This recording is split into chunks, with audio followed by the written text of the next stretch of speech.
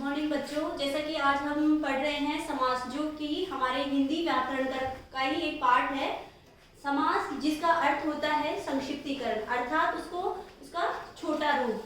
अगर हम इसकी परिभाषा की बात करें तो ये होती है कि दो या दो से अधिक शब्दों के मेल से बने नवीन एवं सार्थक शब्दों के मेल को समास कहते हैं एवं इसमें विभक्ति चिन्हों का लोप हो जाता है। मतलब जैसे कि आपने संधि पढ़ी होगी, संधि के अंदर तो दो या दो से अधिक वर्णों का मेल होता है और समास क्या होता है, समास में दो या दो से अधिक शब्दों का मेल होता है और उन दोनों के मेल से एक नवीन और सार्थक शब्द बनता है, उसे ही हम क्या कहते हैं, समास कहते हैं।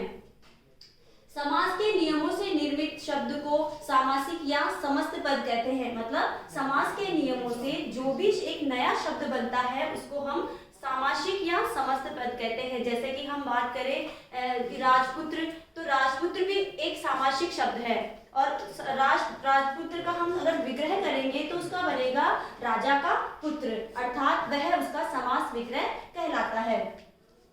समास के अंतर्गत दो पद होते हैं, पहला पद पूर्व पद और दूसरा पद उत्तर पद, अर्थात पूर्व पद को हम पहला पद कहते हैं और उत्तर पद को हम बाद वाला पद या दूसरा पद कहते हैं। जैसे कि गंगा जल, गंगा जल में गंगा पूर्व पद है और जल उत्तर पद है, अर्थात ये पहला पद है और ये दूसरा वाला पद है, अर्थात बाद वाला पद है। अब हम बात करते हैं कि समास के प्रकार कितने होते हैं, समास कितने प्रकार के होते हैं।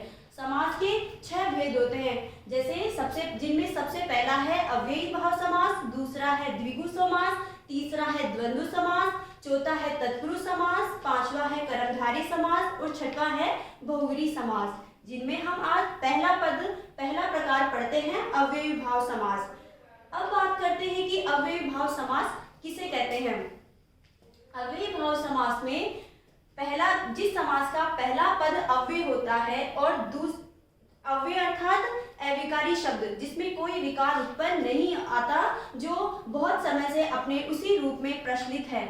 और दूसरे शब्दों में कहें कि अव्ययी भाव समास कौन से होते हैं, जिसका पहला शब्द उपसर्ग होता है। उपसर्ग जैसे यथावधि की बात करें तो इसका समास जो विग्रह बनता है वह तो होता है अवधि के अनुसार, अर्थात इसका जो ये पहला पद है यथा, ये अव्यय भी है और दूसरी बात करें तो ये उपसर्ग भी है। मतलब यथा एक अव्यय भी कहलाता है और यथा उपसर्ग भी है। जितने भी हमारे उपसर्ग है वह सभी अव्ययी भाव समास में आते हैं। तो यथा यहाँ पे कौन सा होगा, अव्ययी भाव समास। फिर दूसरा आता है अपना प्रतिदिन। प्रतिदिन में भी देखिए प्रति, अगर इसका विग्रह करेंगे तो प्रति प्लस दिन बनेगा, अर्थात प्रत्येक दिन। तो प्रति इसमें अव्ययी भाव समास है, तो जिस समास का पहला पद अव्यय या उपसर्ग होता है उसे हम क्या कहते हैं, अव्ययी भाव समास कहते हैं। फिर अपना तीसरा उदाहरण है, देखिए यथाशक्ति। तो यथाशक्ति में भी पहला है यथा प्लस दूसरा है शक्ति।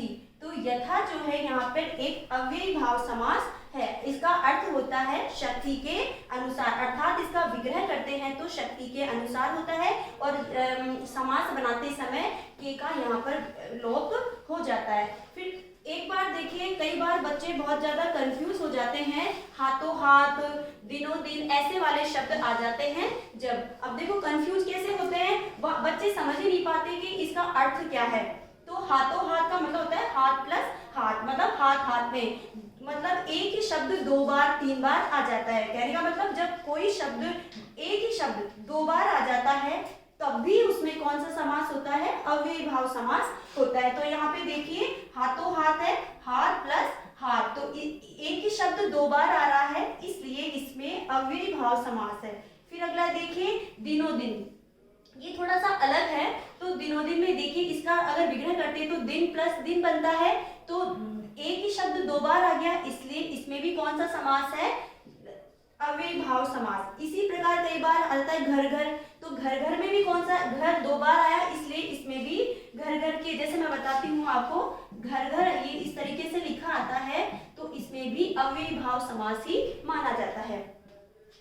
तो ये तो हुआ हमारा अव्ययी भाव समास। ध्यान रखने की बात है कि इसमें हमेशा पहला पद अव्यय होता है और अव्यय कौन से होते हैं, विकारी शब्द होते हैं जिनमें किसी प्रकार का कोई विकार उत्पन्न नहीं होता, जो बहुत समय से अपने इसी रूप में प्रचलित है।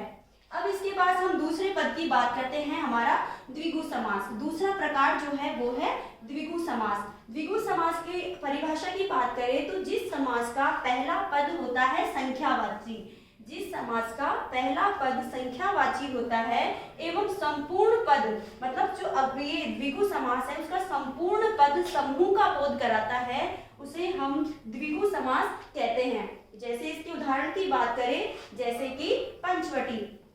पंचवटी में देखिए दो पद है, पंच और वटी, तो पंच का अर्थ होता है पांच। अगर इसका समास विग्रह करेंगे तो होगा 5 वट वृक्षों का समूह, अर्थात इसमें कौन सा समास हुआ, द्विगु समास। इसी प्रकार दूसरे पद की बात करें तो वो है चौराहा।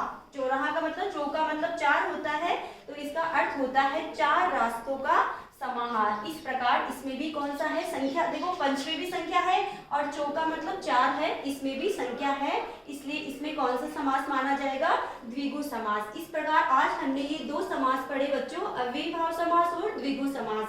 आगे के 4 समास का अध्ययन हम अगले वीडियो में करेंगे। तब तक के लिए धन्यवाद।